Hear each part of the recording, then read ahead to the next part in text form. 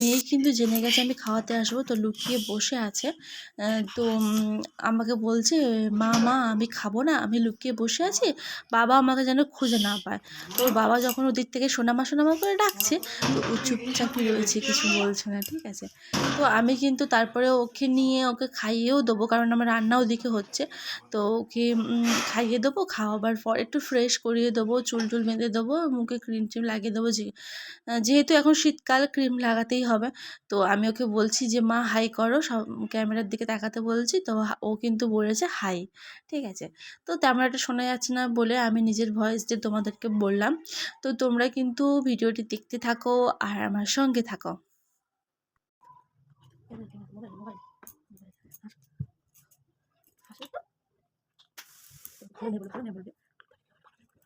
সবাই দেখতে পাচ্ছে, ওই মাসিমণিরা দেখতে পাচ্ছে, আমার মাসি দেখতে পাচ্ছে, তারা মিষ্টি দেখতে পাচ্ছে,